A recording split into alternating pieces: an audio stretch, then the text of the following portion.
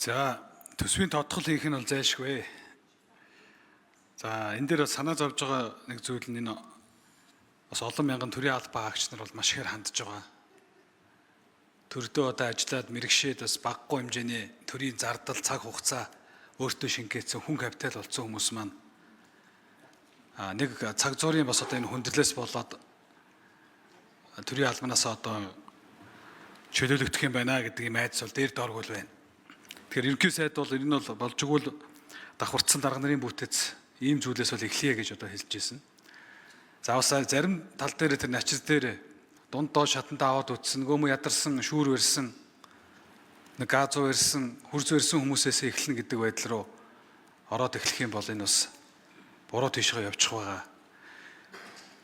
4 жилийн өмнө төрийн үйлчлэгээний албаа хаагчдыг ховроо шилжүүлнэ гэдэг энэ сургууль эмнэлэг цэцэрлэгийн одоо баахан хүмүүсээр одоо нэлээд сэтгэл санаанд нь одоо хүлээлт эрсдэл үүсгэснээс улмаас эргээд олдохгүй болсон байсан.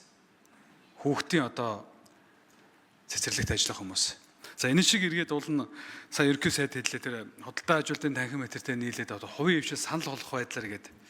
Тэгэхээр энийг бол яг дагаж хийх ёстой. За үүнээс гадна хөдөлмөрийн тухай хуультай учраас энэ хилцээр явах ёстой маа. Хөдөлмөрийн нийгмийн түншлэлийн одоо 3 талт хилцээр яг энэ үед явах ёстой. Өөрөөр хэлбэл хувийн хвшилт хичнээн ажлын байр хэрэгтэй байна. Тийм тэтгэмж байна. За ийм хүмүүсийг бол одоо төр хугацаанд одоо ингэ шилжүүлж ажиллая. За мөн байгууллагууд дээр оронтой болон зарим цомогтголыг хийхэд бол хамт олноос нэг асуугаад үзүүлэх их зүгээр байна. Зөвхөн дарга өөрөө мэдгчээр дарга өөрөө өөрийгөө тойруулаад байгаа хүмүүсээ үлдээгээд бусдыг халчих гэдэг юм уу? Ийм юм руу явчихвал их буруу юм болох байхаа гэдгийг бол зүйлийг бол хэлмээр байна.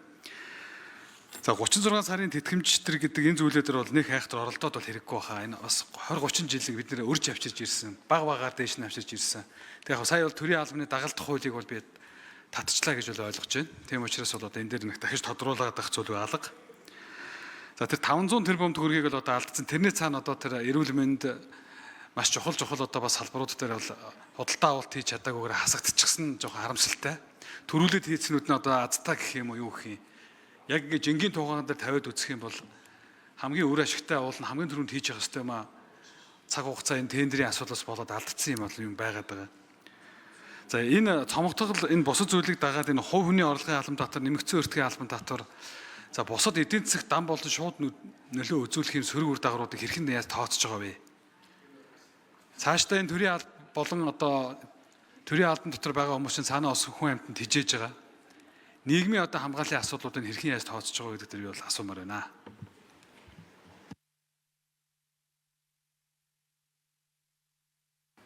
За хариулт өгье.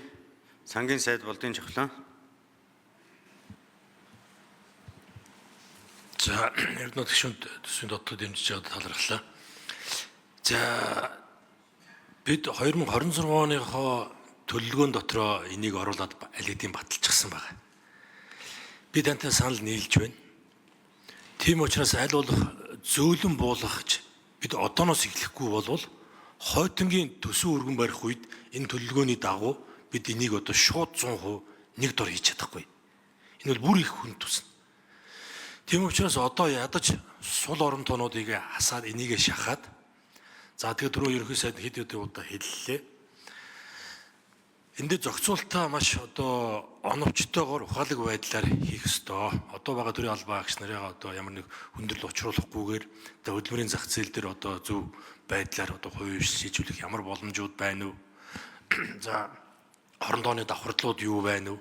За энэ жил одоо тэтгэврт гарах одоо орон тоон дээр нэмж хүн одоо оронд нь зөрүүлж авахгүй байхаар за мөн захим шилжилт хийнэ гэж байгаа.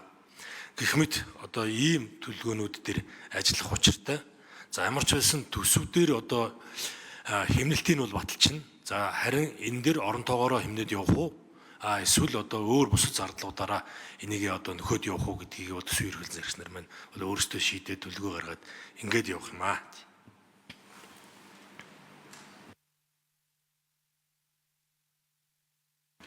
За Сүхбаатарын эрдэнэ төвшөнд тодруулж сууя. За тэгэхээр биднэрт бол сургамж өгж байгаа учраас цаашдаа энэ төрийн албан хаагч нар болон за төрийн өмч төвлөрийн газар энэ албан орон тоонуудыг хэрхэн яаж үе шаттай шилжүүлэх үү гэдгийг маш зөөлөөр магадгүй 5 6 жилээр гэдэг юм уу ийм төлөвлөгөө гаргах. Энэ дээр одоо бусад тэр ажилчдын төлөөллийн байгууллагууд, үйлдвэрчний хэвлэл, за ажил олгогчдын байгууллага, за хөдөлмөрийн зах зээлийнхаа таамгийг харж байгаад бид нар айжмаар энэ нэргоо нэг очих хэрэгтэй байгаа. Тийм учраас энэ тал дээр бол бас нэг тодорхой ажлын хэсэг, за энэ цомогтгол юмыг одоо үр ашигтай хохирол багтаагаар давхад хамгийн оновчтой уулзах цэгийг нь олгох бас тийм чиглэлээр бол давхар би ажиллах шаардлагатай болов гэж бодож байна. Одоо болохоор яаж нэг бүх байгууллагууд шууд автоматар тоо өгөөд энэ тоогоо буруулж чадахгүй өөр зардлаасаа хасгийг тавьчихаар тэгээд хэд одоо бас нэг тулсан ийм байдал болоод байна гэдэг юм ярьж байна л дээ. Тийм учраас бол энэ тал дээр бол би бас тийм санал байна. Тэгээд ерөнхий сайд бас энэ тал дээр анхаарал одоо ажиллавал бас сайн байна гэдгийг хэлмээр байна.